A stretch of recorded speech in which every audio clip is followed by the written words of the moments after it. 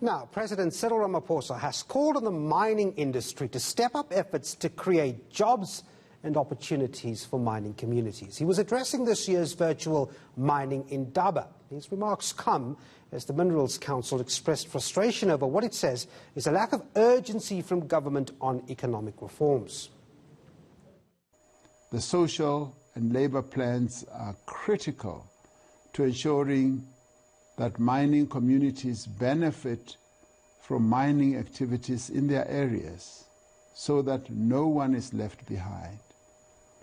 Industry must step up their efforts to provide employment, business and training opportunities to people in the communities in which mining companies operate. All these elements are included in the Mining Charter, which was extensively canvassed amongst industry stakeholders. All right, under the backdrop of that mining Indaba today, let's get more from Hank Langenhoven. He's the Chief Economist at the Minerals Council South Africa. Hank, thanks very much indeed for talking to us. I want to start with the big issue facing the country at the moment, this vaccine rollout. President Cyril Ramaphosa saying today that he's immensely encouraged with the mining industry's offer to help out in this rollout. Is that the type of acknowledgement the industry was looking for?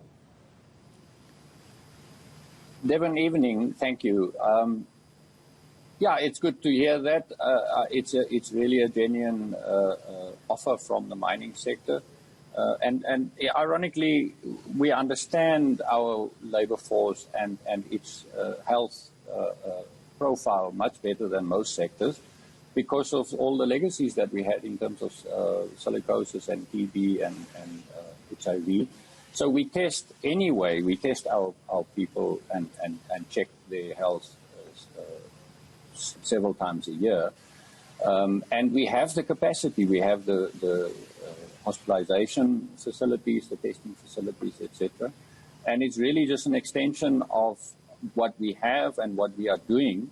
Remember, we have 450,000 people going into the mines every day, and we virtually scan every one of them and test very randomly, much higher than in the country. So we're just offering that capacity to the president and to the health department to actually help. And we did a survey amongst the companies. They reckon we can do about 60,000 to 80,000 injections per day, so vaccination. So I think that's quite formidable, and the reach into the families of our labor force and the communities, we think it's up to 3 to 4 million people that we could do very quickly. At the same time, Hank, on the eve of the Indaba, the Minerals Council bemoaned what it said was the slow pace of economic and policy reforms. But the president today, speaking of a positive working relationship between government and the mining industry and a mining charter that you heard at the end of that bite or clip there, a mining charter that was well consulted. What do you make of it? He's right. It's a much more open discussion. It is literally a case of the minister picking up the phone and coming and having a cup of tea, or the other way around. And we're talking about very specific issues around things like exploration and the electricity problem and infrastructure, etc. So there's a great willingness on either side to listen and to formulate practical solutions. And it's quite important for us. If our border post through Lebombo is not working, we often can't get our chrome to the harbour to get it to market. So we are very, very dependent on government for our non-labour inputs. 45% of it is either a product generated by the general government or public corporations, or an administered price product like fuel. So there have been problems and delays and neglect of infrastructure, and we are talking about that, and we are talking about things like localization. You just mentioned what Ford is doing. We're actually very keen to do that, but it's so uncertain of what would be done and how the reporting would be done that we really urgently need that to be sorted out. But there was a much more sort of bemoaning picture yesterday from the Minerals Council, just saying that the president and his team have just been far too slow on the economic reforms and policy side. So a bit of a different picture from last night, though, wasn't it? Yeah, look, I think we are really keen that it happens. And remember, if we don't get exploration going, and there's a solid piece of work that's been done on that, and we can't really reveal much more about it.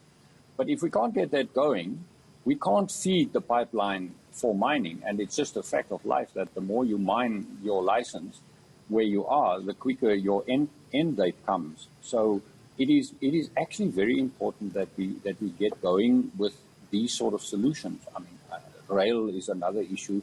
Water, in some instances, is an issue.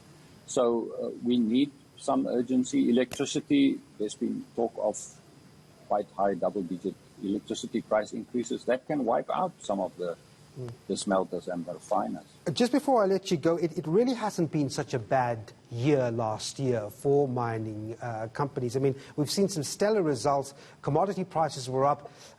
So, you know, in that regard, why is it still shaky ground for the industry at the moment? Very true. And it's mainly because of the commodity prices. Weighted average commodity prices in rand terms for us increased by 24%, and so did our exports. Volumes of neither exports nor production have really grown. It has recovered. We've dropped by 25-30% in the second quarter. We recovered by 40%. But we will end the year about 10-15% below the production levels that we were in 2019. So there's not really talk of growth of physical production, product. And I mean, just imagine if we could sell the same product or more of the product at 25% more for it, what it could do to the mining sector, to tax income, to employment. So there's really, I think the moan is about the potential that we see that we can't actually realize. All right, we're going to have to leave it there. Thanks very much, Hank Langenhoven, Chief Economist at the Mineral Council in South Africa.